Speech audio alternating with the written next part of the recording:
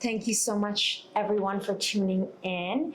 I'm your host, Zara Durrani, and today we're here in downtown Vancouver at the Bill Reid Gallery, and we're really honored to have with us a very esteemed artist. Today on On Location, we have the honor of speaking with a true master of the Haida art, Christian White. Yes. Kihl Yahda Christian White. My Haida name is Kihl Yahda. It means true voice. And what else I said there is I'm from the Raven side. I'm from Masset, and I thank you and welcome you. Thank you. Thank you so much for joining us today. I know it's a very busy day for you and you're here just for the afternoon. So just for our viewers, for over 50 years, Christian Kihl Yahda, I'm working on my pronunciation, has been a driving force in preserving and evolving Haida traditions through his breathtaking carvings, monumental sculptures, jewelry, and ocean-going canoes. His work is not just about artistry, it's about storytelling, mentorship, and cultural survival. As the Bill Reid Gallery premieres the first ever retrospective of his work, we sit down today with Christian to explore his incredible journey, the stories woven into his creations, and his dedication to passing down knowledge to the next generation. I really appreciate your time. Thank you for joining us. The show On Location in Vancouver is brought to you with the support of Tell a Story High. So thank you. I appreciate you. I was a little bit behind today. The traffic here in Vancouver, a little crazy in downtown. With every guest, sir, who comes on the show, I like to backtrack a little bit. You started carving Argillite at just 14 and then became a full-time artist by 17. What drew you so deeply into this art form at such a young age? Well, I'll just start off. My name is Christian White. I was born on Haida and raised in Old Masset. And so I've been my father, he was a carver, and back in the late 60s, early 70s, so I got to watch him carve, and I got to see the first totem pole being raised in Old Masset in 1969. I was only a small child, and so with that influence in our community, and other neighbors who were working in the arts, and so I got to see the resurgence of the culture and the arts right in my neighborhood. And so that's just something that I was drawn to. And I think one of my earliest pieces in this exhibition was done when I was 12 years old, a whalebone carving, a carving of a seal. And I had totally forgotten about this piece. And later on in my life, my mother had given it back to me and told me I had carved it when I was 12 years old. So there's some very early pieces here in this exhibition, and then also some kind of mid-career, and then some a little later. And then about 26 years ago, I started to train young people in carving. I handed it over to one of my apprentices and I had them finish it. So they put a bit of themselves in it also. Some of the wing design and some of this little face down below. Your work spans so many mediums, from jewelry to monumental sculptures to canoe building, as you were mentioning. How does each medium allow you to express different aspects of Haida culture? Well, when I was doing my own work, it was like very few people got to see my work. Really, the community never got to see my work. I was mainly working to send my work to galleries in Vancouver, Victoria, Seattle. So there's very many collectors of my work. I very much appreciate them for supporting me all these years.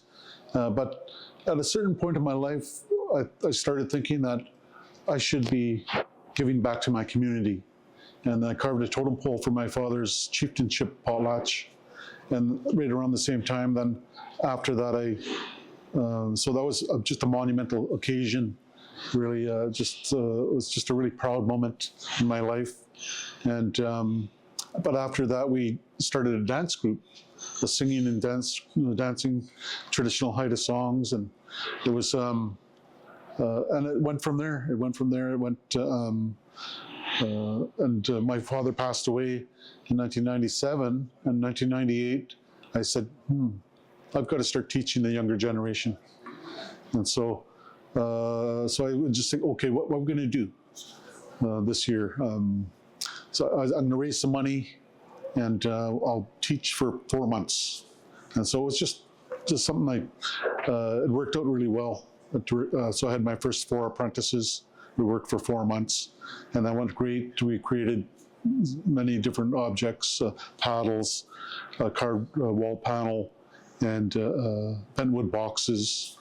And then the following year, we did masks. And so it was just something a little bit different every year. And it just built and built and built. So, yeah. That's lovely. Thank you for sharing that. Your father, Chief Morris White, Chief Adensu, was an influential figure. How did his teachings shape your work? And obviously now you're now sharing that with others, and you're the elder now. Yeah. Well, he had a way to draw people in. Really, he just started working on a canoe, a traditional Haida canoe, and then people just were drawn in, just like a wave coming in, really, and they just wanted to be there. They wanted to be with him, and he had a way of teaching us. Of course, it was only a very short time he was with us. He passed away with ALS, which is a debilitating, I don't know, some kind of a condition that came on quite suddenly, and so it was really a tough part of our life. But of course, we always have to pick up the pieces and move forward. And so I had started a traditional Haida longhouse in 1998. I milled out all the beams. I had a bunch of older guys working with me, and that was fine. They were out of work, and I put them to work and taught them. And then I moved on there, and then I said, next year I'll have the younger people come in with me. And so they were all in their 19, 20 years old, and my first apprentices. And so it was really it was just a natural move from one place to the next, really. And I was really I look back, and some of them have moved on and have great careers in the arts. Traditional Haida artists, and so. Your pieces are deeply connected to Haida stories and traditions. Can you share a specific story that's been deeply meaningful to you, and how it influenced a particular piece of art? Yeah, well, probably the most famous ones along the whole coast here. It's the Raven traveling stories, and the Raven traveling stories it's the longest kind of epic a set of stories, really, and it's just it's so interesting because of he had so many exploits. Some people said that Raven was the creator. He's like a god, wasn't he? And then we say, no, maybe he wasn't quite like a god. He had all the attributes of a human being, good and bad.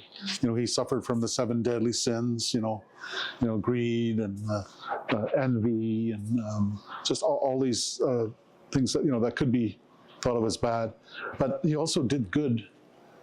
He was like a catalyst, and so as he went along, he was able to transform things, and for the better, for humanity. And so his stories are always endlessly inspiring. And I think we could look back at those stories even today. They're as not even fairy tales, but they have a lot of human characteristics, really, that we can look back on and learn from. Mm-hmm. Thank you for sharing that.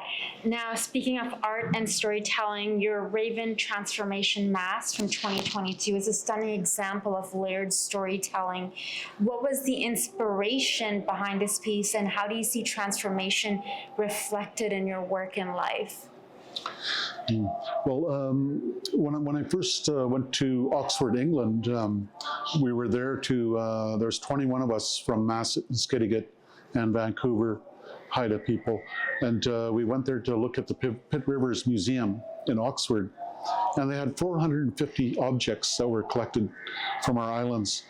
And every day we'd be given a section, a selection of works, whatever fitted on the table that day. Then we would study them in one room, and then in the afternoon we'd move to another room, and there'd be another collection there. So we're studying through all of these pieces slowly, giving all our commentary. But after a while, we finally came to this piece where this beautiful mask was there, opened up. It was carved by my great-grandfather, Charles Edenshaw, who was also a big inspiration for Bill Reid and many other artists, and he's still inspiration today.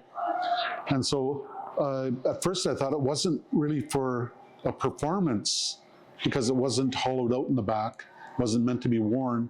But then I realized it must have been used to prop up against something. It had a big staple in the back and for a stake to go through into the ground, so someone would be able to hold it still, and then they would be able to make it function, make it open and close. So it was really kind of a revelation, I guess. It's, just that's very intricate and beautiful, and so it was just an inspiring moment to see that transformation. And I think people can transform too. And we do transform as we go through our lives, from a learner, a student, and then after a while a professional, and there's many different ways we could transform into throughout our lives. And a parent, an uncle, an aunt, grandmother, grandfather. So we can all go through different transformations through our life. And I never really set out to be a spokesperson, or it was just something that happened, really. And I always had to sell my own work. I had to go to gift shops, galleries. I had to go knock on doors, and I had to get on the phone and phone people. So I had to sell my work. It was my livelihood to sell my artwork. After a while, after I got more established, and I had people coming to me, and then that's when I had time to spend more time teaching young people. If you could go back in time and talk to the 20-year-old you, the young artist, like you were mentioning earlier, that in the beginning you were focused on, and I think all artists, like myself included, can relate to the fact sometimes you're doing a job just to make the work, and sometimes we can get stuck in a cycle. Knowing everything that you know now, what would you say to your younger self, or perhaps to someone out there watching who's a young artist starting out and struggling? What advice would you give? Well, I think it's always great to look at the business side of it, but that's not all of it, though. I kind of wish I worked a little bit more on the business side of it, but I think I was a good businessman, no matter what. But I think the business side is a good thing to know, but the cultural side is, like, I think the first part, I was not really that involved with the culture. I learned the stories. I was told the stories. I was raised with the stories, and I studied the stories, and but I wasn't involved with the culture. So now I'm much more involved. It kind of just evolved that way, really, and so. But it feels like I'm a more whole person. So really, it's to become a whole person, I guess. It's and to do that really is you have to go out in the world and meet people, but and just tell them from your point of view, like who you are. And so it's always been I know I'm what you call a extroverted introvert. So. An ambivert, like myself. Yeah. So, like, I never set out to be who I am or to be a spokesperson, but it's just something that turned out that way. And so, so some things are just learned. Some people are naturally, it just comes from natural, but, I had to learn more about being confident. And so it can develop, though. And so, that's why I like to uphold the youth, really. And what they say, the good things come back to you when you give the good things out. That comes back. Mm. Thank you. I believe that's a great place for us to end. Christian, really honored to have you with us today. Thank you so much for taking the time. Is there anything else you would like to share with our audience before we let you go? Yes. The work that you will see here is actually a very small portion of my work. I've created many more hundreds, if not 1,000 or more pieces. But I'm very proud of curators that have been able to put this collection together. And also half the work is from my own personal collection. I've been able to amass quite a collection for my Kihl Yahda longhouse, the Canoe People's House in Old Masset, Haida.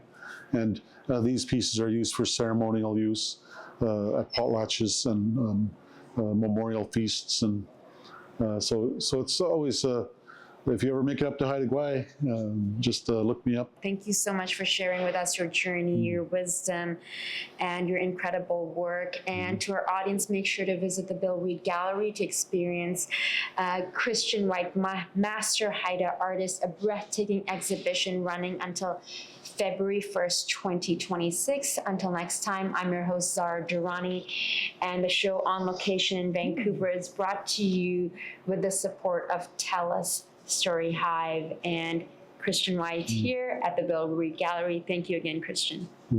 Howson Kingston. I will see you again. Thank you.